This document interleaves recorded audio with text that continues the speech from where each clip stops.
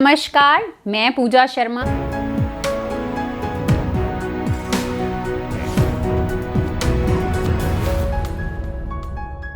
आज हम कुंडली की कुछ पहलुओं की बात करेंगे। बहुत सारे लोगों को काल सर्प दोष से बहुत डर लगता है और वो काल सर्प दोष होता क्या है, वो कैसे आपकी कुंडली में इम्पैक्ट करता है, उसके क्या आपको एक्चुअल में नुकसान होते हैं या नहीं होते हैं, अगर है वो काल सर्प दोष आपकी कुंडली में तो क्या हम उपायों के थ्रू हम उसको ठीक कर सकते हैं या नहीं ठीक कर सकते, उसका कितना इम्पैक्ट आपकी ज़िंदगी में आएगा, अगर ज़िंदगी में इम्पैक्ट है तो कौन से भाव पे उसका आपको थोड़ा वो तंग करेगा। इन सब चीज़ों के बारे में आज मैं आपको जानकारी दूंगी। सबसे पहले बात करते हैं काल सर्प दोष। काल सर्प दोष जो है वो राहु केतु की एक्सिस की वजह से बनता है हॉरोस्कोप में।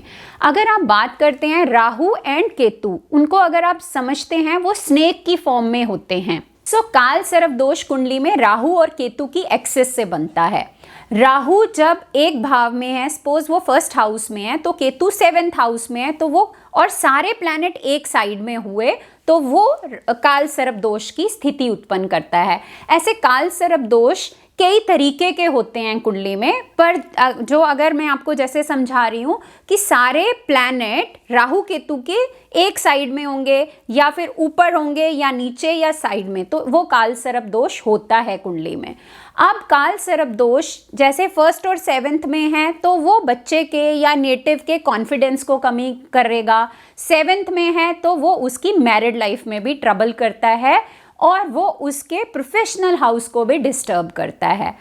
उसके क्या क्या उपाय आप कर सकते हैं ताकि काल सर्प दोष से आपको मुक्ति मिल सके।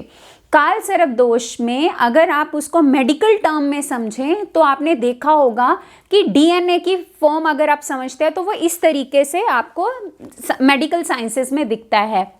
सिमिलरली राहु केतु भी स्नेक की फॉर्म में होते हैं, तो दो सांप जब आप देखेंगे तो वो इस तरीके से आपको दिखेगा।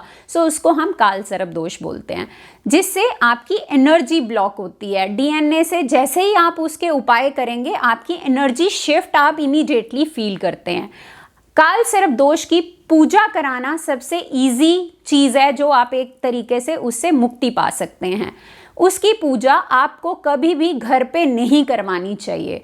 काल सर्प दोष निवारण की पूजा आप मंदिर में कराएं जहां शिवलिंग हो, क्योंकि उसमें हम राहु की पूजा करते हैं, उसमें हम केतु की पूजा करते हैं, उसके साथ साथ हम रुद्राभिषेक भी करते हैं। तो पंडित जी आपको वो पूरी सामग्री और चीज़ों का बताएंगे कि कैसे इन तीनों पूजाओं को करके आपकी एनर्जी में शिफ्ट आएगा। अगर आप अपने आसपास मंदिर में नहीं कराना चाहते तो आप 2-3 धाम है जहाँ पे जाके आप पूजा करा सकते हैं। जैसे उज्जैन में लोग जाते हैं, त्र्यंबकेश्वरम में लोग जाते हैं, तो वहाँ पे भी जा सकते हैं। पर अगर आप, क्योंकि वहाँ पानी है, आप समझते हैं पानी के किनारे जब भी आप बैठ के पूजा करते हैं तो उसमें बहुत एनर्जी शिफ्ट आप फील करेंगे, आपको बहुत अच्छा भी लगेगा, तो आप वहाँ जाके कराएं। अगर आपके पास टाइम का अभाव है तो आप किसी भी मंदिर में जाके पंडित जी को बोलेंगे तो वो पूजा कर देंगे। वो मिनिमम 2-3 घंटे की पूजा होती है और कुछ पंडित जी उसको 6-7 घंटे में भी करते हैं। पर करना उसमें राहु केतु और रुद्राभिषेक की पूजा की जाती है, तो उससे आपको काफ़ी ज़्यादा राहत मिलेगी। उसके साथ साथ अगर आपको लगता है कि अभी पूजा कराने का भी टाइम नहीं है तो आप शिवलिंग पे जाएं, जैसे शिवरात्रि हो गई, नाग पंचमी हो गई, तो आप अपने हाथ से नाग नागिन का जोड़ा लें चांदी का, उसको आप अपने यहाँ पे टच कराएं और अपने क्लॉकवाइज घुमाएं, फिर उसको 7 टाइम एंटी क्लॉकवाइज घुमाएं और उस नाग नागिन के जोड़े को आप शिवलिंग पे चढ़ा दें।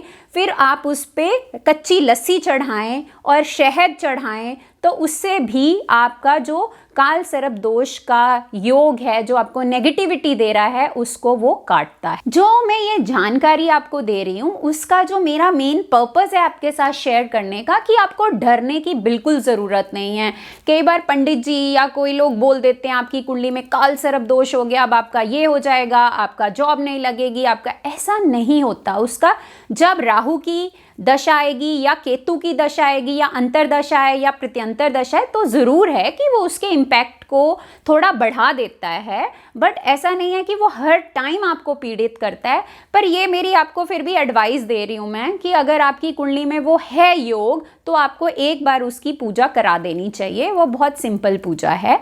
सेकंड, उसके साथ साथ आप ये भी कर सकते हैं, अगर कोई आपका बच्चा है या आपका ब्रदर है, सिस्टर है, जो बच्चा बाहर गया हुआ है और आपको कुंडली से पता चलता है कि काल सर्प दोष है, तो आप इमीडिएटली तो पूजा नहीं करा सकते, तो आप कुछ उससे दी हुई मनी को आप उठा के रख दें एज ए संकल्प, और जब वो आए तब आप उनको पूजा में ज़रूर बिठाएं और आप उसकी पूजा करवा दें। जो ये जानकारियाँ मैंने आपके साथ शेयर करी, जो मैंने आपको उपाय कुछ सजेस्ट करे, आई एम श्योर आप इसको अप्लाई करेंगे और उससे आपकी नेगेटिविटी भी निकलेगी और आप इस डर से भी बाहर आएँ कि काल सर्प दोष आ गया तो ऐसे कोई बहुत बड़ी बात नहीं है, वो बहुत सारे लोगों की कुंडली में आती है, तो उसको करके आप इन उपायों की हेल्प से आराम से बाहर आ सकते हैं।